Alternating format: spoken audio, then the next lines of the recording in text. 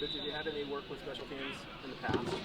Yeah, so I think the biggest teacher is experience. I played all 4 core special teams for 6 different teams in the NFL, and then last year I had kickoff.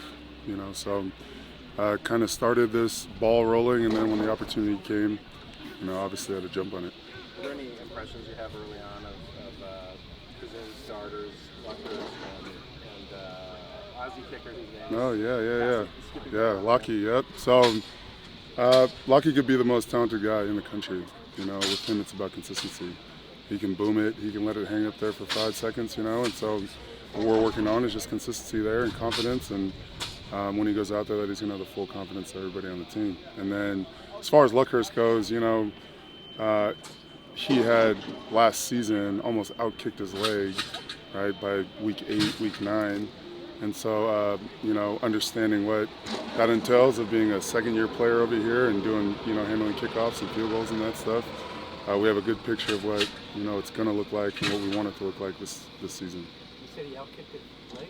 Yeah, just overexerted it. He kicked a bunch, and a lot of that was being a young freshman and then, a young coach as far as kickoff goes. Seems like the ball explodes off his foot. Yeah, I give a credit to that, to our weight room staff, obviously.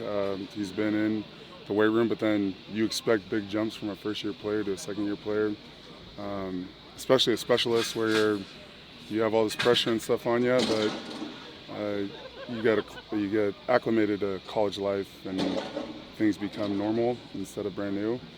And so I think he's just getting more comfortable. You've got a couple of important starters back there fielding punts and with the 2 number 3s and Williams and Hunter. Is there any concern at all about keeping those guys healthy, especially if you have some other viable options that are there? Yeah, we're going to put the best guys out there. We want the ball, we want to score, we want to, create explosive plays.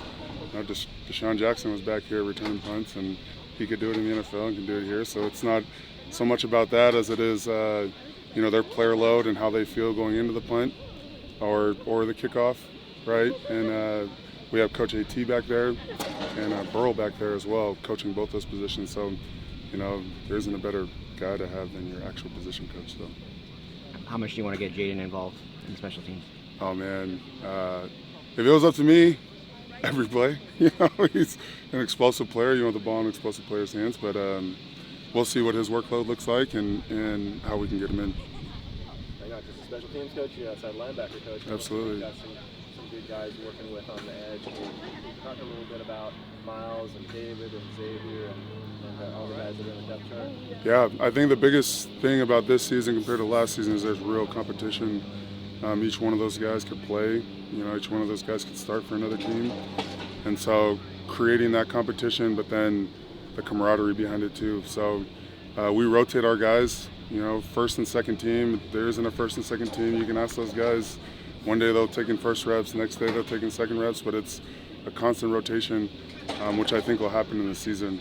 They aren't really set starters. It's just going to be, the next guy up, and they're all going to be really productive. True depth is when you put in whoever's not starting and you don't notice a drop-off. Yeah, plug and play. Everybody has different strengths. Xavier, you can't coach his size. And then you talk about Reese, his physicality, then both Miles Jernigan and Miles Williams.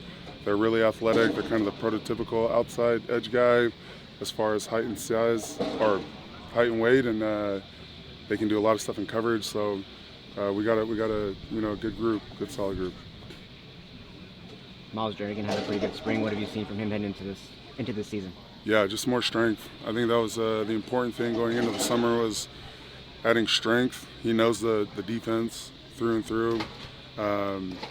He was moved right from an inside linebacker to an outside linebacker, so him understanding what it takes to be an outside linebacker and to set edges every play, be able to drop back into coverage. It was more of the weight and strength aspect that I think he did a really good job this summer. Reese looks like he got even better from the spring. Where has he made improvements over the course of the summer and now heading into the season? Yeah, I think a lot of that's attributed just to confidence, understanding the defense, having gone through spring, and now you get a summer where you're working through the playbook and doing his own study on his own time.